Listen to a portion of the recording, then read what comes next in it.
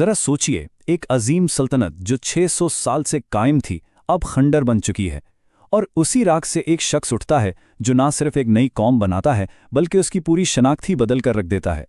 آج ہم مصطفیٰ کمال اتاترک کی کہانی میں اتریں گے، وہ شخص جس نے جدید ترکی کی بنیاد رکھی۔ یورپ کا مرد بیمار، یہ نام دیا گیا تھا اس وقت کی عظیم سلطنت عثمانیہ کو، ایک ایسی سلطنت جو اپنی آخری سانسیں لے رہی تھی۔ مصطفیٰ کمال اتاترک نے اسی ٹوٹتی بکھرتے دنیا میں آنکھ کھولی، ایک ایسے دور میں جو ایک بہت بڑی تبدیلی کے لیے بالکل تیار تھا۔ لیکن سوال یہ پیدا ہوتا ہے کہ آخر ایک شخص اتنا بڑا انقلاب کیسے لا سکا؟ اس کا جواب جاننے کے لیے ہمیں سلطنت عثمانیہ کی حالت کو سمجھنا ہوگا، ایک ایسی طاقت جو کبھی آدھی دنیا پر راج کرتی تھی لیکن اب اپنے ہی وجود کی جنگ لڑ رہی تھی۔ یہ سوال کوئی ایک دن میں نہیں آیا، یہ آہستہ آہستہ لیکن مسلسل ہو رہا تھا۔ جہاں یورپ صنعتی انقلاب کی وجہ سے تیزی سے آگے بڑھ رہا تھا، وہیں سلطنت عثمانیہ کو ایک کے بعد ایک شکست ہو رہی تھی۔ وہ صرف اپنی زمین ہی نہیں بلکہ اپنا وقار بھی کھو رہی تھی، اور جدیدیت کی اس دوڑ میں وہ بہت پیچھے رہ گئی تھی۔ لیکن اس مایوسی کے اندھیرے میں امید کی ایک کرن بھی تھی۔ دانشور، انقلابی اور فوجی افسران جنہیں نوجوان ترک کہا جاتا تھا، انہوں نے تبدیلی کا نعرہ بلند کیا، اور انہی میں ایک نوجوان پرجوش افسر مصطفیٰ کمال بھی تھا جو اپنے ملک کو یوں بکھرتا ہوا نہیں دیکھ سکتا تھا۔ مصطفیٰ کمال اس تحریک کا حصہ تو تھے لیکن ابھی تک ایک قومی رہنما نہیں بنے تھے۔ یہ سب کچھ بہت جلد بدلنے والا تھا، ایک ایسے میدان جنگ میں جس کا نام تاریخ میں ہمیشہ کے لیے لکھ دیا گیا۔ ہم بات کر رہے ہیں گیلیپولی کی جنگ کی، وہ جگہ جہاں ایک ہیرو نے جنم لیا۔ اس کو ایسے سمجھیں کہ دہرا دانیال سلطنت عثمانیہ کے دل یعنی استنبول تک پہنچنے کا واحد راستہ تھا۔ اتحادیوں کا منصوبہ تھا کہ اس راستے پر قبضہ کر کے سلطنت کو گھٹنے ٹیکنے پر مجبور کر دیا جائے۔ یہ ایک بہت بڑا اور خطرناک منصوبہ تھا جو جنگ کا پاسا پلٹ سکتا تھا۔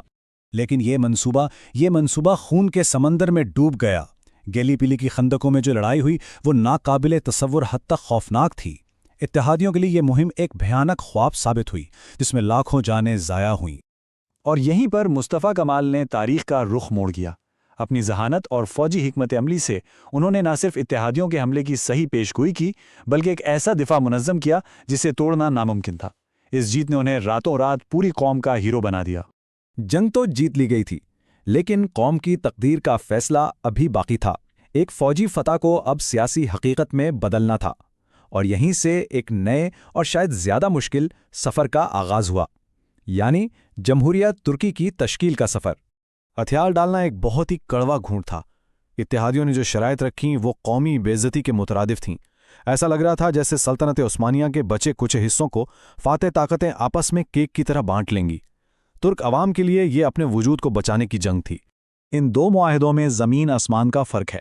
ایک طرف تھا معاہدہ سویرے جو ترکی کے خاتمے کا اعلان تھا، اور دوسری طرف ایک شدید جنگ آزادی کے بعد آیا معاہدہ لوزان جو ایک نئی خود مختار ترک ریاست کی پیدائش کا سرٹیفکیٹ تھا۔ اس پوری مزاحمت کی قیادت اتاترک کے ہاتھ میں تھی۔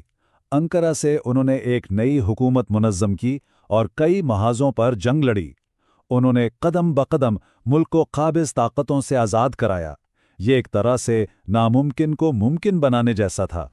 اور پھر وہ دن آیا جس نے سب کچھ بدل دیا۔ سلطان کا تخت ختم ہو رہا تھا اور اس کی جگہ ایک نئی جمہوریہ کی پارلیمنٹ لے رہی تھی۔ 600 سال بعد سلطنت عثمانیہ کا دور ہمیشہ کے لیے ختم ہو گیا۔ ایک نئے دور کا آغاز ہو چکا تھا۔ فوجی اور سیاسی آزادی تو مل گئی تھی لیکن اتاترک کے لیے یہ صرف شروعات تھی۔ اب اصل انقلاب کا وقت تھا، ایک ایسا انقلاب جو ترک معاشرے کو جڑ سے بدل دینے والا تھا۔ اتاترک نے ایک لمحہ بھی ضائع نہیں کیا۔ انہوں نے حیران کن رفتار سے ایک کے بعد ایک اصلاحات نافذ کیں۔ یہ صرف سیاست نہیں تھی، یہ لباس، زبان، قانون، یہاں تک کہ مذہب کے کردار کو بدلنے کی بات تھی۔ وہ ترک معاشرے کو اس کی بنیادوں سے بدل کر جدید دنیا کے ساتھ کھڑا کرنا چاہتے تھے۔ ان کے ویژن کا مرکز تھا مذہب اور ریاست کی سخت علیحدگی، یعنی لادینیت۔